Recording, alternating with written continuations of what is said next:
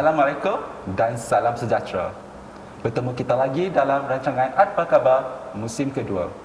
Saya Wan daripada Unit Integriti Balai Seni Negara dalam membawa anda kepada satu perbincangan berkaitan etika kurator dalam menepani pandemik dan masa depan. Bersama saya pada hari ini, Encik Baktia dan juga Puan Intan. Pertama sekali saya ingin perkenalkan panel kita pada hari ini, Encik Baktia. Okey, terima kasih pada Encik Wan. Assalamualaikum, selamat pagi. Nama saya Baktia Naim bin Jaafar, sebagai kurator di Lembaga Pembangunan Seni Visual Negara. Saya telah bertugas sepanjang 13 tahun dan sekarang saya dalam menyelia seksyen perancangan media dan jaringan dan reka bentuk. Sepanjang saya punya penglibatan dalam kuratorial, saya terlibat dalam kerja-kerja penyelidikan, menjalankan pameran, kerja-kerja membuat program dan juga terlibat dalam bengkel-bengkel kuratorial di Malaysia dan luar negara. Terima kasih. Baik, terima kasih Encik Baktia. Seterusnya Puan Intan, saya mohon untuk Puan Intan perkenalkan diri. Terima kasih Encik Wan. Hai, Assalamualaikum. Nama saya Intan Rafiza Abu Bakar. Saya kurator daripada Seksyen Pembangunan Seni, Unit Penyelidikan. Telah berkhidmat sebagai kurator selama 10 tahun yang mana saya telah berkecimpung dalam bidang ini dalam mengkurasikan bersama institusi dan juga dengan pihak luar. Dan saya juga seorang yang aktif dalam melakukan seni performance art. Baik, terima kasih. Panel-panel kita sangat berpengalaman dalam bidang kuratorial dan juga seni visual di dalam negara maupun di luar negara. Baik, seterusnya tanpa melengahkan masa, saya terus dengan soalan seterusnya. Baiklah, Encik Baktia. Soalan pertama saya. Kod Etika Profesional Kurator Balai Seni Negara telah dikeluarkan pada tahun 2020. Pandangan Encik Baktia sebagai kurator yang telah lama berkhidmat di Balai Seni Negara, apa pandangan Encik terhadap kod etika tersebut?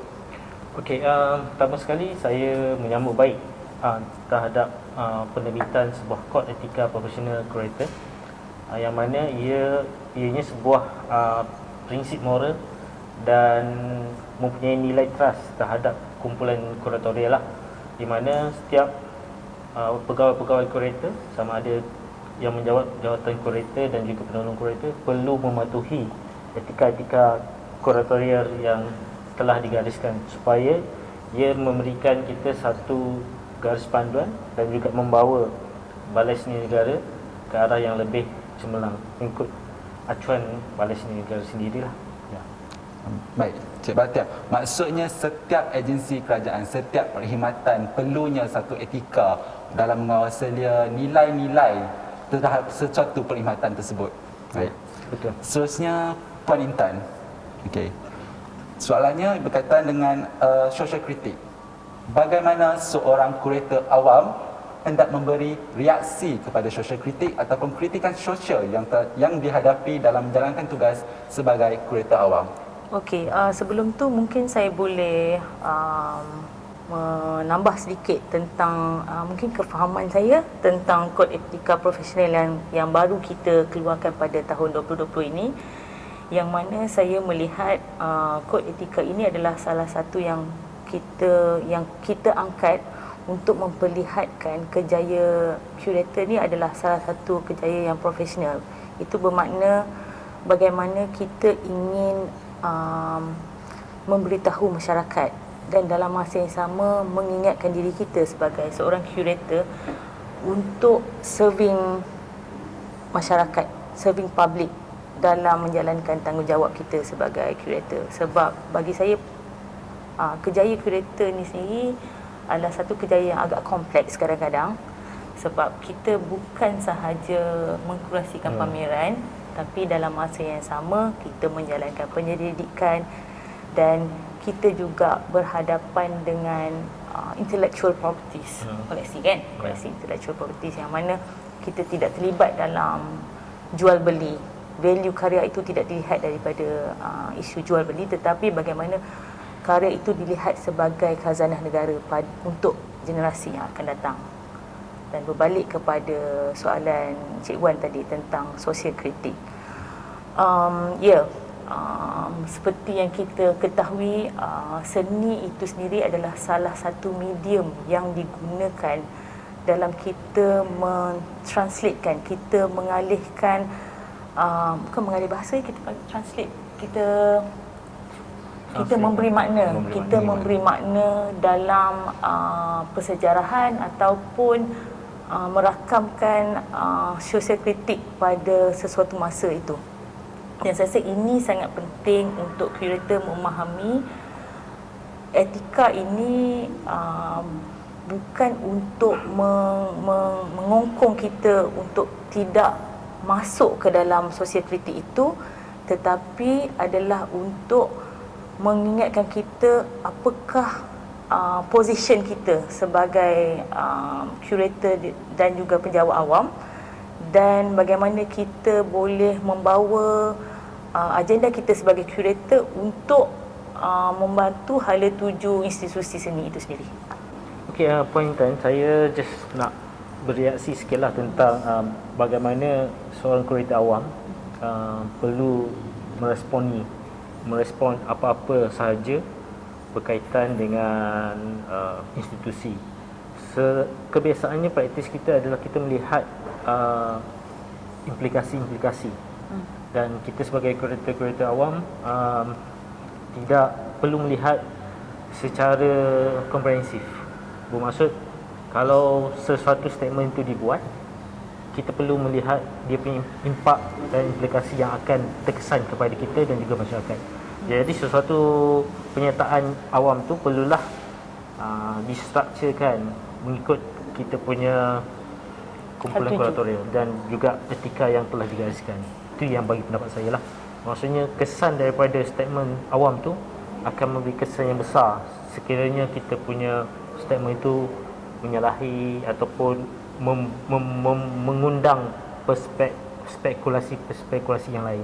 Jadi bagi pendapat saya, kita perlu mengikut balik etika kurator yang telah digariskan. Ya. Baik, penjelasan yang cukup baik daripada Puan Intan dan juga Encik Batiah. Baik, jadi kita boleh faham bahawa kod etika ini mengangkat profession kurator sama taraf dengan profesional yang lain di Malaysia. Baik, soalan seterusnya saya tujukan kepada Encik Batiah. Soalan ini berkaitan dengan bagaimana agensi atau institusi untuk memupuk nilai-nilai etika bagi seseorang, terutamanya kurator awam di Balai Seni Negara. Okey, begini ya. Bagi pendapat saya, kesedaran daripada mula kita menjawab jawatan itu adalah penting. Di mana setiap jawatan yang telah kita tanda tangani sebagai penjawat awam, kita perlu memastikan bahawa skop tugasan kita sebagai seorang kurator itu perlulah dipatuhilah. Jadi kita telah mengetahui kita punya tugas-tugas hakiki kita, yang mana setiap kurator akan ditempatkan di bahagian-bahagian dalam organisasi Balai Seni Negara. Saya melihat kesedaran yang utama adalah bagaimana seorang kurator itu perlu ada passion di dalam melakukan pekerjaan sebagai kurator.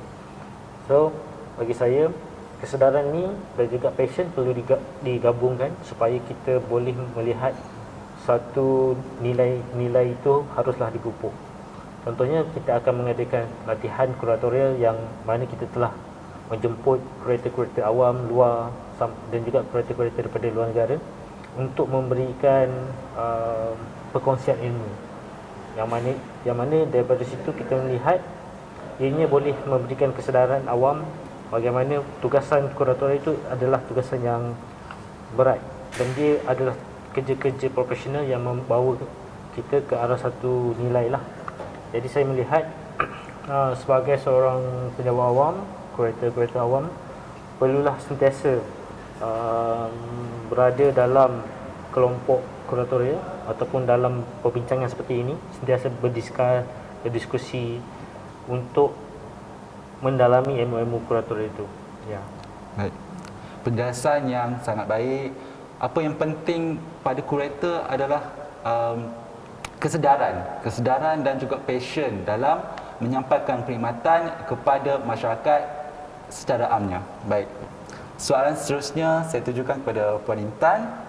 Okey, pada pandangan Puan, adakah terdapat sebarang perubahan etika dalam kita mendepani pandemik? Contohnya kita berdiskusi secara online dan sebagainya. Apa pandangan Puan? Terima kasih Cik Wan. Bagi pandangan saya, kalau kita bercakap tentang etika ni sebenarnya okey. Yang dalam buku ni memang telah ditulis, telah ditetapkan. Tetapi sebenarnya etika itu sendiri perlu ada dalam diri individu masing-masing. Tidak kira kurator atau pembantu galeri atau sesiapa pun, yang mana salah satu elemen etika, integriti. Integriti yang mana kita tidak perlu menunggu dari pihak lain untuk menyatakan yang kita harus begini atau begitu, tapi kita haruslah jelas dengan apa visi dan misi institusi kita sendiri. Dan bagi pandangan saya, perubahan etika pada waktu pandemik sekarang, kita hanya berubah platform sahaja. Kita tidak berubah dalam segi tanggungjawab dan juga profesionalisme kita. Kan? Dan selain daripada itu, saya rasa contohnya sekarang perubahan seperti pameran secara virtual, penyelidikan secara online, interaksi dengan masyarakat secara digital, yang mana kita sendiri yang perlu merasakan bagaimana platform baru ni untuk kita membawa etika kita sebagai seorang curator dan menjalankan tanggungjawab kita untuk memberi kesedaran dalam seni itu sendiri kepada masyarakat. Baik. Baik, soalan seterusnya saya tujukan kepada Encik Bhaktia. Okey, soalan berkaitan dalam membangunkan koleksi atau membuat cadangan karya dan sebagainya yang ingin dipamer di Balai Seni Negara, hendaklah mematuhi dasar dan undang-undang negara. Antara yang disebut dalam Kod Etika Profesional Kurator Balai Seni Negara bahawa karya yang mengganggu-gugat ketenteraman awam, kesihatan awam dan juga kemoralan hendaklah dielakkan. Okey. Pada pandangan Encik Bhaktia, adakah anda merasakan peraturan sebegini baik ataupun mematikan ataupun menyekat kreativiti ataupun kebebasan seorang kurator awam? Okey, terima kasih Cik Wan.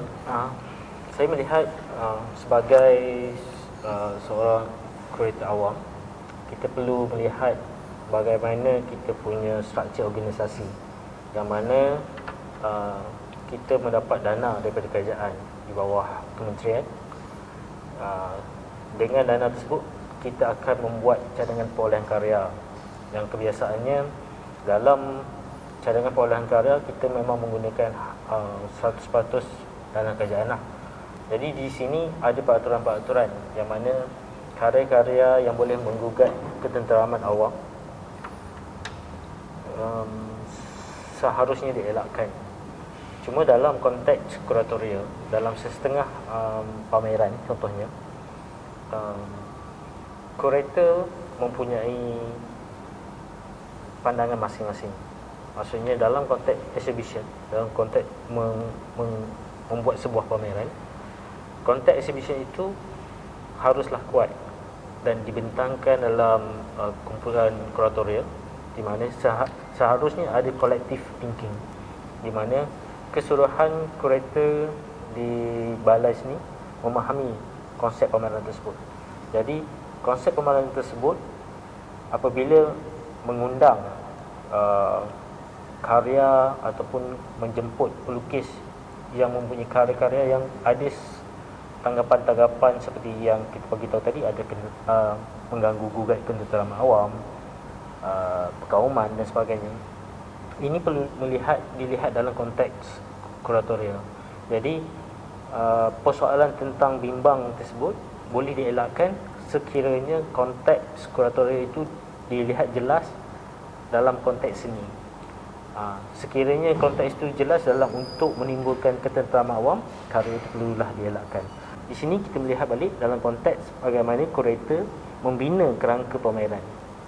Jadi kalau kita melihat di situ berlakulah mengatakan tentang ini adalah mengganggu ketenteraman awam dan karya ini harus diturun. Tapi sebagaimana kita sebagai curator awam untuk menepani masyarakat tentang karya ini sepatutnya harus berada di situ kerana konteksnya begini. Baik, Encik Baktiar. Kelestarian sebuah galeri awam bergantung dengan keyakinan pihak pemegang taruh, antaranya penggiat seni dan masyarakat umum, bahawa apa-apa keputusan yang diambil oleh galeri awam adalah bersandarkan dengan kepentingan masyarakat secara umumnya.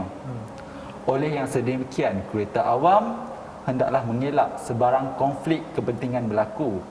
Baik, seperti mana yang dijelaskan dalam Kod Etika Profesional Curator Balai Seni Negara ini, boleh Tuan jelaskan lanjut tentang konflik kepentingan dan apa yang berlaku sebenarnya dan apa mungkin cara untuk kita mengelakkan supaya kita terjerumus dalam konflik kepentingan ini? Okey, terima kasih Cik Wan. Saya melihat kelestarian galeri awam ni sebenarnya kita melihat daripada sumber dana, yang mana kita melihat setiap organisasi awam sumber dananya adalah daripada kerajaan. Jadi kalau melihat dalam situasi ini, kita melihat Balai Seni Negara setiap tahun akan membuat pembelian karya. So ini akan melibatkan proses-proses pemilihan dan cadangan di kalangan kurator sendiri. So apabila di kalangan kurator sendiri yang akan membuat cadangan ataupun pihak-pihak luar yang menghantar cadangan untuk perolehan sesebuah karya kepada koleksi negara, kita melihat ada ruang-ruang untuk berlakunya kepincangan integriti tersebut. Yang mana saya melihat kurator ini sentiasa ada lingkungan networking, jaringan dia. Kurator akan berkawan dengan artis, kurator akan berkawan dengan kurator akan berkawan dengan gallery owner.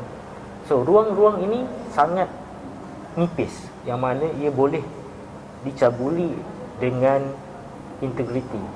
Maksudnya jika tidak integriti, kita akan menyumbang kepada proses-proses mungkin rasuah, mungkin ada salah guna kuasa dan sebagainya. Di sini jelas sekali etika kurator profesional balai ini perlulah dipatuhi, di mana kepentingannya adalah untuk masyarakat sahaja. Di mana jangan ada kepentingan diri diletakkan lebih utamalah daripada kepentingan organisasi. Ini memang jelas menyalahilah kod etika ni, dan setiap pegawai yang ataupun kurator yang itu mungkin akan dikenakan tindakan tata tertib dan sebagainya. Itu implikasi dah. Terima kasih Encik Baktiar atas jawapan yang begitu bernas dan menarik itu tadi. Konsep penerimaan hadiah. Baik, penerimaan hadiah itu mungkin kurator-kurator awam pernah mengalami situasi tersebut. Contohnya apabila kurator awam menghadiri sesuatu majlis, sesuatu acara atau sesuatu majlis prasmen dan sebagainya, pihak luar seringkali memberi kita hadiah untuk dibawa pulang kepada agensi dan sebagainya. Apa pandangan Puan Intan terhadap isu penerimaan hadiah tersebut? Okey, dalam situasi penerimaan hadiah yang berlaku di dalam institusi seni ini, selalunya kita akan membawakan isu penerimaan hadiah ini kepada panel perolehan hadiah koleksi, yang mana kita melihat kewajaran ini adalah untuk diangkat sebagai, adakah ia wajar untuk diangkat sebagai hadiah dan koleksi negara. Dan selain daripada itu juga kita ada membuat pelepasan cukai, kan Cik Baktiar? Yang mana elemen-elemen yang kita lihat adalah adakah contohnya hadiah ataupun karya yang diberi hadiah ini signifikan dalam koleksi yang sedia ada. Itu salah satu kita punya praktis lah, biasa sebagai institusi ni. Mungkin Cik Baktiar nak tambah sikit lagi ke? Bukan simply kita menerima hadiah lah. Jadi setiap karya yang dihadiahkan itu perlulah seperti Puan Intan bagi tahu tadi, adalah dimasukkan ke dalam cadangan perolehan hadiah, di mana panel-panel penilai akan meneliti hadiah itu adakah dia benar-benar karya-karya yang asli dan signifikan. Dan setiap karya yang dihadiahkan ini ada mempunyai nilai. Jadi nilai ini akan digunakan kepada pemberi hadiah untuk pelepasan cukai, yang mana memang kerajaan pun telah mewatakkan bahawa setiap agensi ataupun NGO ataupun pelukis-pelukis yang untuk memberi hadiah kepada National Gallery, Balai Seni Negara, boleh membuat proses tersebut dengan satu surat pelepasan cukai dikeluarkan, supaya ini akan memberikan satu faedah yang mana kita mendapat sebuah koleksi dan mereka mendapat pelepasan cukai. Ini memang kaedah ini telah dibatalkan. Ya. Okey, baik. Maksudnya secara rumusnya hadiah-hadiah tersebut akan diangkat, akan dibawa ke dalam panel perolehan hadiah, dan yang pemberi hadiah juga akan mendapat satu pelepasan cukai. Ya. Yes, betul. Baik. Baik. Kita di penghujung rancangan, jadi kita ada last soalan. Okey, soalan cepu cebas lah. Cepat sekali. Mungkin para panel kita ni boleh mungkin memberi pandangan atau harapan tuan dan juga puan dalam bagaimana kita sebagai suatu organisasi untuk memantapkan atau mempertingkatkan etika kurator pada masa hadapan. Baik. Okey. Saya melihat satu kesimpulan adalah setiap kurator tersebut adalah seorang manusia. Dan seorang manusia ini perlulah mempunyai nilai. So nilai-nilai akhlak tu adalah terkandung dalam etika. Sebagaimana kalau kita melihat seorang manusia itu tanpa etika tak adalah menjadi sebuah tamadun itu cemerlang dan gemilang. Saya melihat untuk masa depan etika ini harus ataupun wajib di-apply dalam setiap pejabat awam ataupun setiap pejabat awam yang memegang title sebagai kurator awam. Dan saya rasa ini adalah satu sumbangan yang besar oleh Bahagian Integriti Balai Seni Negara mewujudkan satu kod etika ini. Saya punya pendapat. Bagi Puan Intan pula? Pada pandangan saya melihat pada masa hadapan harapan saya tentang kod etika profesional kurator ini tidak dilihat sebagai satu benteng yang menyekat kreativiti dalam usaha menjalankan tanggungjawab kita kepada negara dan juga menjadi kreatif dalam masa yang sama. Dan ianya saya rasa adalah satu kod etika yang menjelaskan lagi kepada penjawat awam khasnya kurator dalam memahami kita punya visi dan misi, tanggungjawab kita kepada dari institusi kepada masyarakat, salah satunya sebagai penyelidik seni, yang mana bagaimana kita berhadapan dengan ruang sosial kita, dengan masyarakat kita dalam posisi yang lebih profesional. Baik. Kita dapat rumuskan apa yang dikatakan oleh Encik Baktia, di mana etika ini perlu dalam sesebuah tamadun. Maknanya manusia tanpa etika merupakan manusia yang tanpa tamadun. Baik, Puan Intan juga menyatakan bahawa kod etika ini hendaklah diteruskan, walau bagaimanapun ianya merupakan satu platform atau medium yang bukannya mengekang kreativiti ataupun kebebasan seorang kurator awam itu sendiri. Baik, dengan ini saya tamatkan program kita pada hari ini. Mungkin saya harap masyarakat di luar sana dapat mengambil idea atau input berkenaan etika sebagai kurator awam.